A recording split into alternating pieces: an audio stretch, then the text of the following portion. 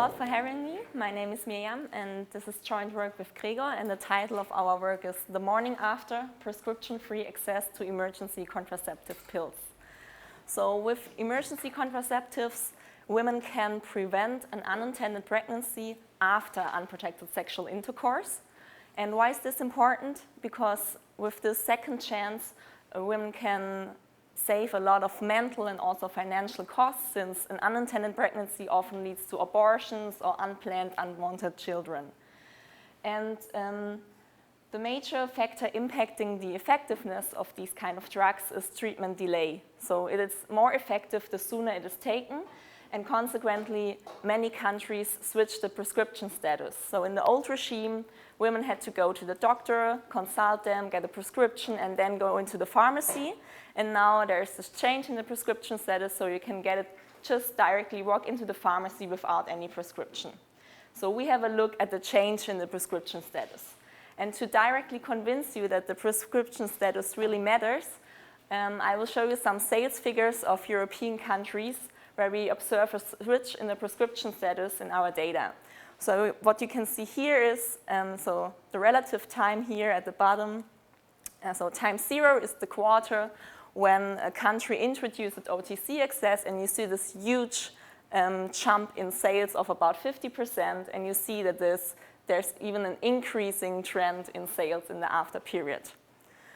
Okay, so it seems like really women recognize that they now can get the drug more easily, and they really take it more often. So, okay, so let me go one step back. What we do here is a policy evaluation, and policymakers, they want to guide their inhabitants, but sometimes well-intentioned policy interventions might not achieve the desired aim. So sometimes policy interventions even backfire. And there's evidence from the literature. One is from Peltzman on automobile safety regulation from the US. And in a nutshell, what this Peltzman effect is that as soon as you have a seatbelt on, you drive faster or with more risk. And the last one from Buckles and Hungerman is an application more from the health side. And they find that distributing condoms at high schools increases teenage fertility rates. So these are examples from the literature where the policy interventions might also harm people, not only benefiting them. And let's go back to our setting. So what we do is we look at the switch in the prescription status of the morning after pill, and what is the intended effect? The intended effect is to reduce unintended pregnancies. And this might hopefully lead to a decrease in abortions or increase in fertility, maybe especially for teenagers. And how can we achieve this? This is achieved by using the morning after pill more often or more effectively. So there should be an increase in sales. I already showed you this descriptively. However, on the other hand side, if you provide a better method to prevent conception ex post, you could also think about changing your ex ante behavior. So you could maybe change your contraceptive behavior and not using contraceptives anymore or whatever. So there might be more risky or more sexual behavior going on. And this could lead to an increase in sexually transmitted infections or an increase in unintended pregnancies. So we have now these opposing effects on abortions and fertility. So we will now investigate empirically what's going on, which effects overweigh. And if we take a quick look at the literature, we see that most of the literature finds no effects for abortions. However, they detect really this unintended side effect, namely an increase in STIs. They find more risky sexual behavior. This literature is mostly for the US. And there is one literature from Sintina and Johansson who find a reduction in abortions, however, only for this very young and small subgroup of women. And what we do now is we contribute with a Europe-wide analysis of this topic. Okay, so let me give you some more background information on the morning after pill, or also called Plan B in the United States. And there are two different agents. and depending on the agent, the pill is effective up to 5 days after unprotected intercourse, and it works through delaying or disrupting ovulation. This also, as I already told you, this means the pill is more effective the sooner you take it, and it's not effective anymore if ovulation already happened. So if ovulation already happened, you can do nothing with this pill to prevent a pregnancy. And yeah, as you can see here, the effectiveness decreases over time. And also important, the pill is not as effective as regular birth control methods. So it's not as effective as the regular birth control pill or condoms or something else. So it's really an emergency drug. You should only take it in case of emergency. And also important, this has nothing to do with abortion. So this is not the abortion pill. Taking the pill cannot terminate an existing pregnancy. And the European Commission advises to introduce emergency contraceptive pills as over-the-counter product. So this is over-the-counter, once again, means without prescription, just go into the pharmacy and buy it there. And this is, many countries followed this advice, and so you can see our setting here. So we have a look at most 28 European countries over time from 1999 to 2016, and you can see this variation in the introduction of this OTC access. So France was was the first country in 1999. I think Spain was somewhere in the middle, 2009, and then Germany, Croatia, Italy, Poland, one of the last countries there. So we have this staggered introduction of our treatment variable here over time. And we will exploit the setting, so we exploit the regional and temporal variation within a difference in differences approach. Okay, for this we use data from various sources. So we have commercial data from an information service provider in the pharmaceutical sector. This is IQVIA, or formerly known as IMS Health. There we have sales data, and then we have data from official sources like Eurostat, the World Health Organization, and the World Bank. So our main outcomes are sales, and there we have quarterly data. So the data here is on country quarter level, and then we look at health outcomes. Here we look at abortions, at fertility and birth. So measured in slightly different ways. And there our data is on country year level. So we estimate the following estimating equation. So we have the respective sales or health outcome on the left-hand side, and then we have this indicator variable OTC indicating whenever a respective country, time, and combination has OTC access to this emergency contraceptive pills. We include country and time fixed effects, so we estimate the diff and diff in this two-way fixed effect way, and then we include control variables. Here we control for the economic, population, and health condition of the countries, and also control whether for the legal status of abortions in the countries. Yeah, and as I already told you, we do this difference in differences design with this staggered treatment adoption, and as you already mentioned before, there's this very recent literature on this staggered design, staggered treatment adoption design, and I won't show you much about this today, but in the paper we did some robustness checks on this. We did the Goodman-Bacon decomposition, and we had a look whether the effects are homogeneous across countries. If you're interested, I have some backup slides. Yeah, so as with every diff and diff, the common trends assumption must hold, and for this we include country-specific linear time trends to relax the common trends assumption a bit. And we also conduct leads and lags tests in the spirit of Granger, or also known as event studies, and I can already tell you that for all of our outcome variables there are no significant leads, so it seems like there is no violation of the common trends assumption. And the second point is inference. As we also learned already today, inference is not trivial in different diff settings because of the cluster data structure we often have, and the usual way to use cluster robot standard error is only asymptotically valid.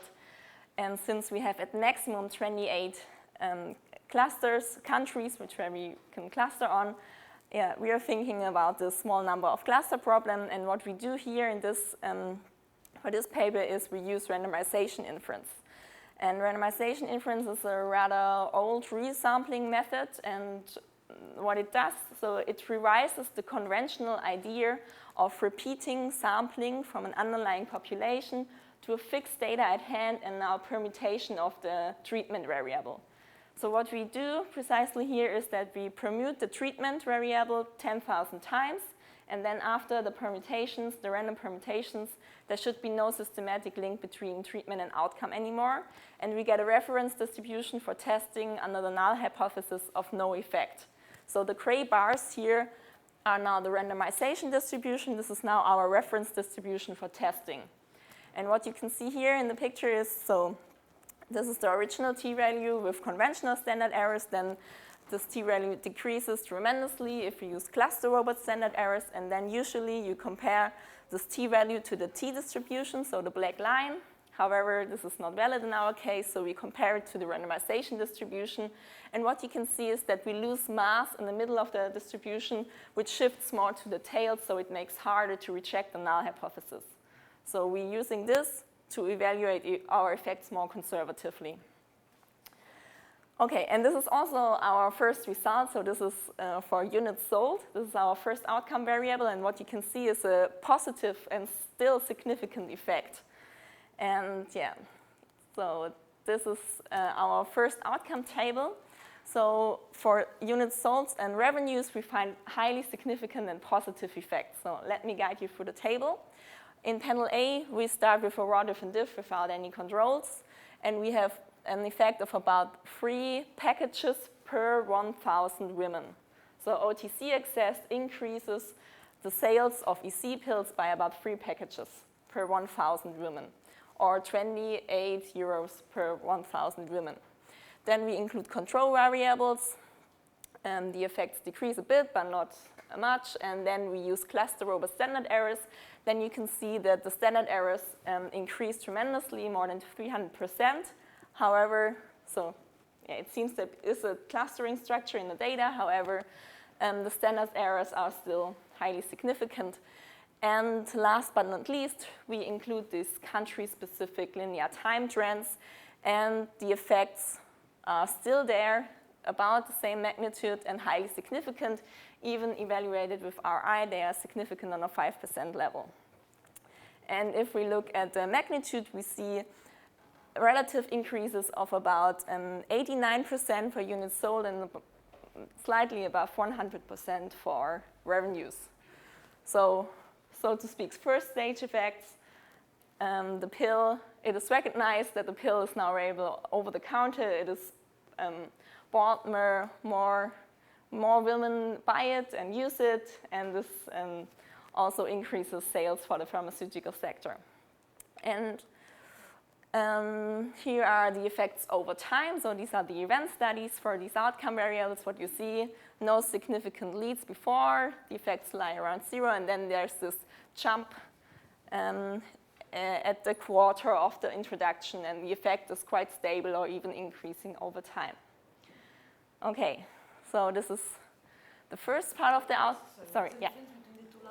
Sorry, yeah, I forgot to mention the difference. This one, the black line is without country-specific trends, and the gray one is with country-specific trends. So not a big difference between the two specifications here. Yeah. Okay, so next. What about yeah. contraception? So, for example, do you control in country you need to pay for the pill? So are they more used, these pills, in countries where... I mean, as long as this does not change over time, it's captured by the country fixed effects. But we don't explicitly control whether for the price of contraceptives. But as soon as this is not coincidences with the OTC, maybe she's thinking heterogeneous effects. Yeah, and also in a sense, is it good or bad in a sense? If there are substitution effects, then is it... Yeah, I will show you something more about substitution effects in the end. So yeah. Okay, so maybe more interestingly, let's have a look at the health outcomes. So here we look at abortions and at fertility, and the first two columns are on abortions. Abortion rate is just the number of abortions per 1,000 females. And abortion ratio is the number of abortions per births, so just a slightly different measure. And what we see here is that it seems like there is a negative effect on abortions. However, when we cluster the standard errors, the significance is almost gone. And if we include the country-specific trends, the effect sizes decreases tremendously. So still it is negative. However, we cannot find a robust and a significant reduction in abortions here in our setting with our data. So far, unfortunately, it seems not to have the intended effect on abortions. And what we see on the last two columns is the birth rate, so it's birth per 1,000 inhabitants, and the fertility rate. And there we find very stable and very significant effects. The effects don't change a lot across the specifications. However, as you might see, these are positive effects. So what we find here is an increase in fertility of about 3 or 4%. So this means that due to over-the-counter access, women, there might be more births or fertility increases, which might be surprising and unexpected at first sight. So this is really, however, we do several robustness checks. Whatever we are doing, the effects do not vanish. And so these are also the event studies. So for abortion, nothing happens. And for fertility, so we find insignificant leads effects and then this lagged. I forgot to mention that, of course, for fertility and births, we estimate lagged effects since it takes 9 months until one could see something on these outcomes. And we see this lagged effect emerging later. Yeah. I find this particularly dramatic given that there's no effect on the abortion rate, because it seems that the women who then get pregnant are the ones who are not okay with abortion. And that could be even more against their preferences, right? They have less way to correct for what happened in a sense. Might be. So far we have population data. I can nothing say about the individual woman let me go on and I can give you some more explanations on where the effect maybe comes from. But could there be a positive and a negative effect on abortion that cancels out? I think definitely that's going on because the pill is effective.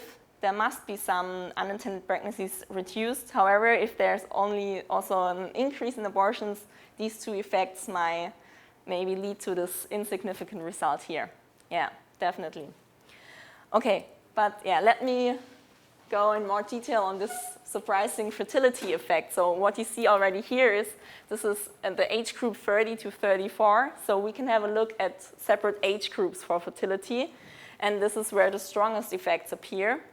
So we can have a look at these age groups, and first of all, you see positive effects across all age groups, so it seems not like shifting between age groups. And we see significant effects for these two age groups, so 25 to 33, and they are the strongest and only the significant effects.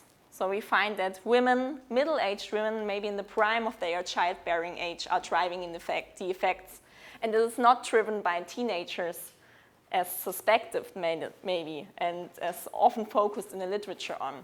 So we find for our European setting, it's more the middle-aged women, and we can go one step closer, and we can have a look at birth rates within and outside marriages, and again, positive effects, however, only significant for birth rates within marriages.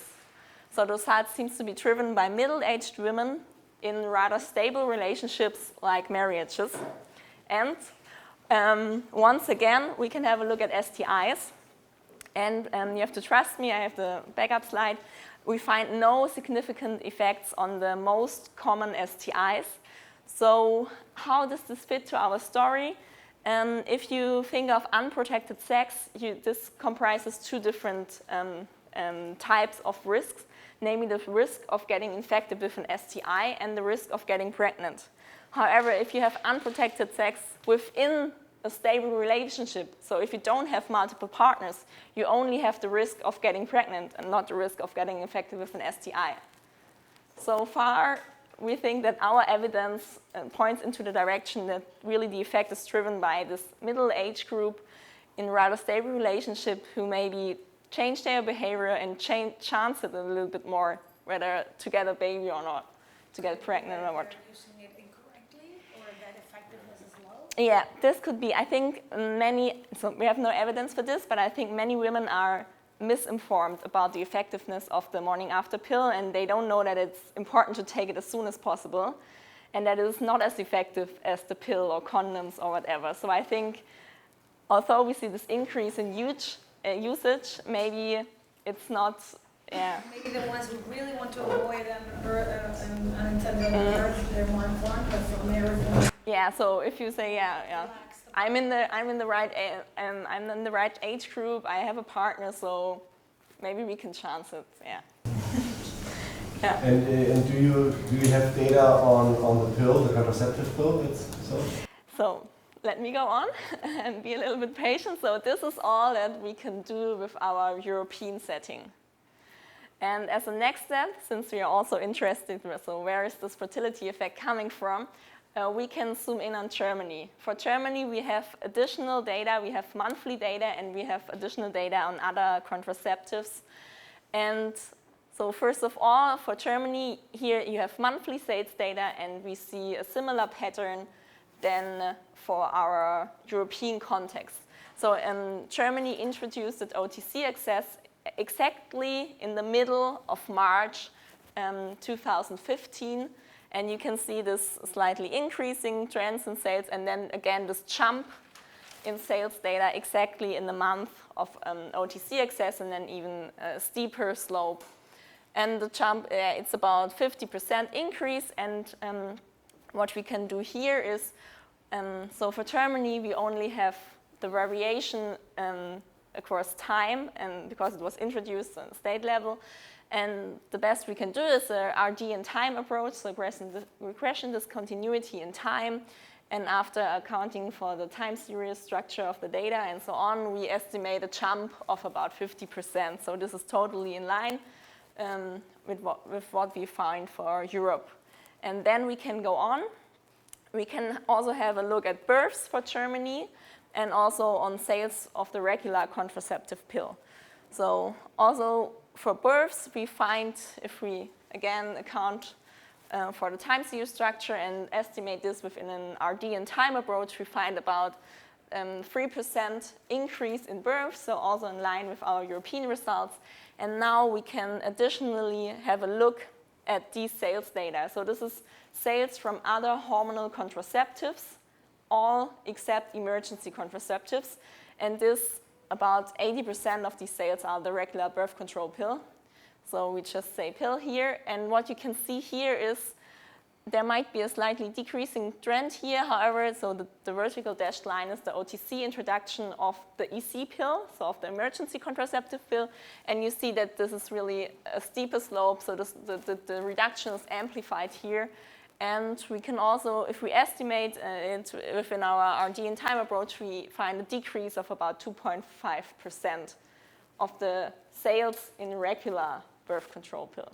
So we see the substitution between these contraceptive methods, and this might explain the increase in births we find. You switch from more effective to a less effective contraceptive method. Yeah, maybe that's what's going on. Yeah. Do we do this by age as well? Unfortunately not. Because what I'm thinking about there is that, like, what's the cost of taking the pill? Mm-hmm. Sometimes, like, if you're at older ages, maybe you want to reduce the hormonal load or something like that, and maybe that could be why it's more impacted. Yeah. So this is just the data. We can't. This is not individual data. This is data from sales from manufacturers to wholesalers. So I can't have individual characteristics split by individual characteristics here. For births, I'm not sure. I think the monthly data is not split by age groups. I can maybe talk to the federal office again, statistical office. Yeah. Yeah. Do you have an intuition for whether it's the same women that buy more morning after pills, or whether basically new women enter the morning after pill market and get it over the counter? Unfortunately, I can say nothing about this individual level, because we have population level data or the sales data, I can just give you an explanation what seems plausible with respect to this evidence. But maybe we have to look about survey data for EC pills. The fertility survey, you usually ask about these questions on contraceptive method. Yeah, maybe, One before and one after. Okay. And what is also very nice with this data here is that we can now rely on a different identification strategy. Namely, we can also perform an instrument variable approach with this monthly data here. And we do this not to because of any endogeneity issues, but just to maybe elaborate a little bit more on the channels that are driving the effect. So we only want to use that increase in EC pill sales that is driven by OTC access. And what we do here is, so in the second stage, we regress sales of the pill on sales of the emergency contraceptive pills, and sales of EC pills are instrumented with the OTC dummy. And our first stage is in line what we find with the RD in time approach.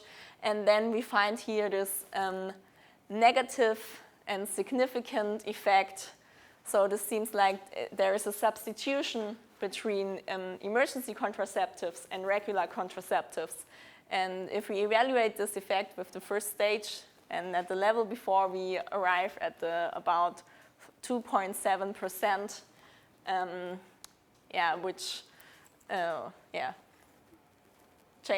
this substitution of about 2.7%.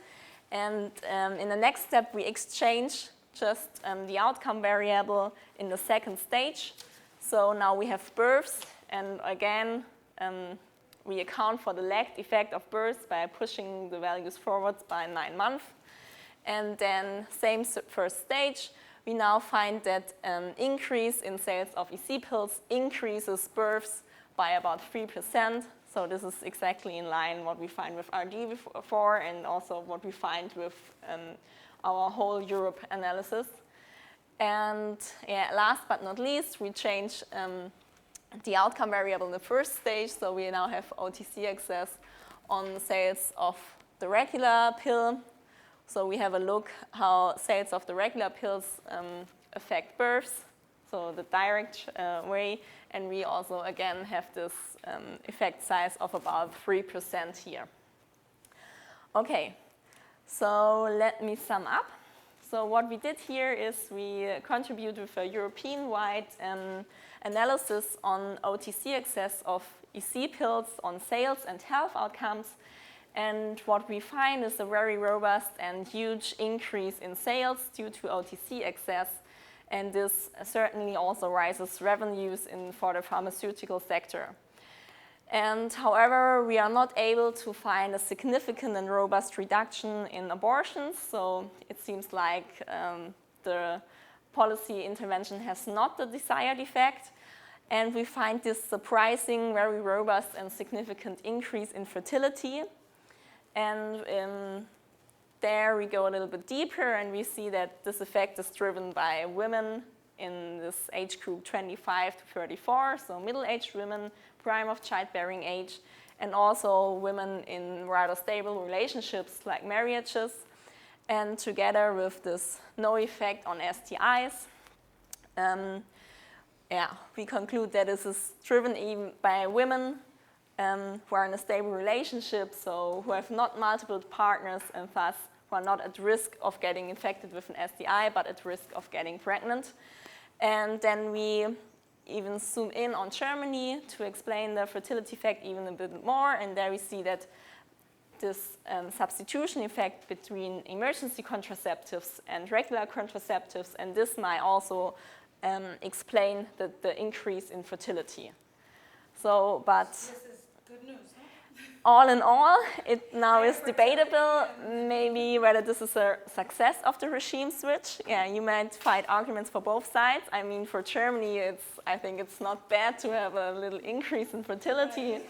But of course, the intention was to reduce abortions or to reduce unintended pregnancies. And if you see now that women change their contraceptive behavior, they behave more risky, they don't think so much about contraceptives. Are you It's offering women more options to yeah, control of course, fertility it's more and, freedom. It's more freedom find out for about them. STIs, and the increasing fertility is not from Yeah, this is the teenagers, good it's news. from married We don't find It doesn't sound like yeah. bad So outcome, no? yeah, so I think yeah.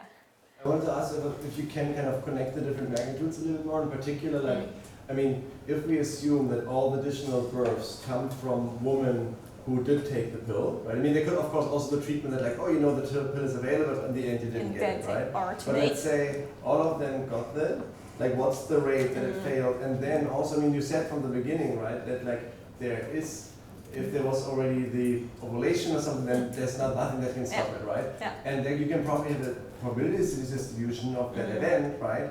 And then it could just be the official failing rate, right? And then the question is, you know, if women are informed about that, you know, maybe that's a risk they were taking for, you know, for the change and whatever. And I think it will just be very interesting. And some of those numbers you can probably construct, right? You can make this calculation. Make some calculations to falsify the effect and whether it's I think we could do this. Yeah. I mean, if it's like 1 in 10,000 pills, like cases that leads to pregnancy, that's probably what the biology would predict. Yeah. Right? Yeah, that's true. Yeah. Yeah, so maybe I missed it, but when you look into the data, when you use the data from Germany, you don't have individual information, right?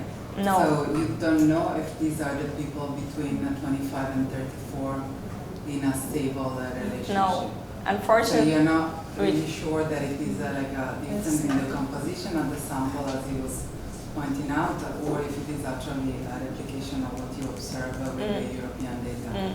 Yeah, this is true. So you cannot really, I mean, to me, that's true.